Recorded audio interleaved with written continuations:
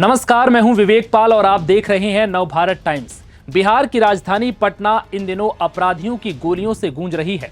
ताजा मामला राजा बाजार स्थित पारस अस्पताल से सामने आया, जहां बेउर जेल से पैरोल पर आए कैदी चंदन मिश्रा की 5 बदमाशों ने अस्पताल में घुसकर ताबड़तोड़ गोलियां बरसाकर हत्या कर दी।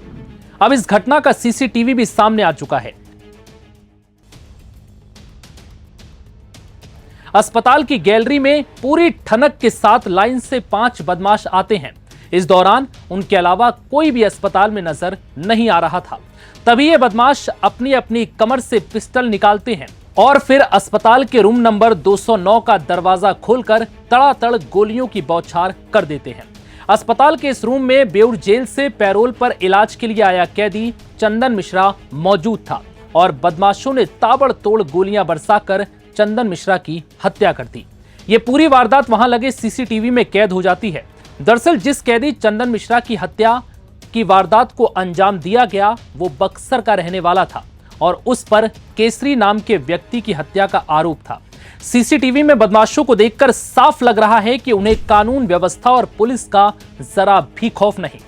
जिस तरह से बदमाश बेखौफ होकर अस्पताल में पिस्टल के साथ दाखिल होते हैं, वो देखकर ऐसा लग रहा है कि जैसे मानो पारस अस्पताल में भी सुरक्षा का नामो निशान नहीं है। कोई भी हथियार के साथ आसानी से इस अस्पताल में दाखिल हो सकता है और किसी भी वारदात को अंजाम दे सकता है। जिसके बाद ये सवाल उठने लगे कि आखिर ये बदमाश किस गैंग के थे, क्योंकि जिस चंदन मिश्रा की हत्या की गई उस पर भी केसरी नाम के व्यक्ति की हत्या का केस चल रहा है, जिसको लेकर ऐसा दावा किया जा रहा है कि शायद बदले की रंजिश में चंदन मिश्रा की हत्या को अंजाम दिया गया है। लेकिन सीसीटीवी में जो बदमाश कैद हुए हैं वो कोई मामूली नहीं लग रहे। इन अपराधियों के चेहरे पर जरा भी खौफ नहीं है। ऐसा लग रहा है कि जैसे अपराध की दुनिया में ये मानो बादशाह हैं और अब पुलिस प्रशासन भी इनका कुछ नहीं बिगाड़ सकता। सूत्रों के अनुसार पुलिस को चंदन मिश्रा के कमरे से 12 खोखे बरामद हुए। पुलिस ने मामले में अस्पताल के गार्ड समेत 12 लोगों को हिरासत में लेकर पूछताछ शुरू कर दी है। एसएसपी कार्तिक शर्मा ने बताया कि चंदन मिश्रा कुख्यात अपराधी था और उसके विरोधी गुट ने अस्पताल में घुसकर हत्या की वारदात को अंजाम दिया।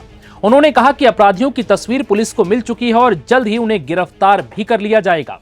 वहीं इस घटना को लेकर बिहार में सियासत भी शुरू हो गई है।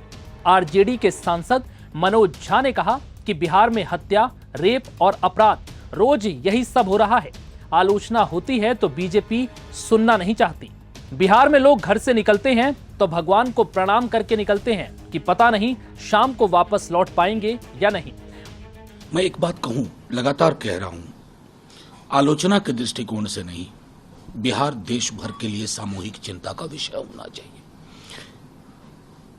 आपका एजेंडा हो, कोई अखबार हो, कोई दिन ऐसा नहीं जाता जब हम इस तरह की घटना से रूबरू नहीं होते। कहीं हत्या, बलात्कार, छिनतई, अटेम्प्ट टू मर्डर, ये क्या है? इसे हम रूल ऑफ लॉ कहेंगे? नेता प्रतिपक्ष जब कहते हैं तो तिलमिला जाते हैं बीजेपी के लोग। साहब, बिहार में आज की डेट में एक व्यक्ति जो घर से निकलता है, भगवान को प्रणाम करके निकलता है, मैं सकुशल आ जाऊं। वहीं कांग्रेस सांसद अखिलेश प्रसाद सिंह ने कहा कि पटना में भी कोई सुरक्षित नहीं है। घर से लोग राम नाम का जाप करके निकल रहे हैं कि बचेंगे या नहीं। एनडीए वाले लालू के राज को जंगल राज कहते हैं, लेकिन आज हत्याएं बहुत बढ़ गई हैं।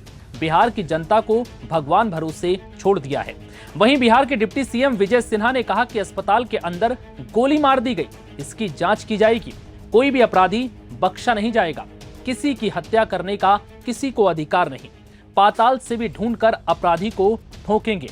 लेकिन इन सब के बीच एक बात तो साफ है कि बिहार में कानून व्यवस्था अपराधियों के पैरों तले कुचली पड़ी है और सरकार मस्त होकर राजनीति में व्यस्त है। नवभारत टाइम्स की रिपोर्ट में फिलहाल इतना ही।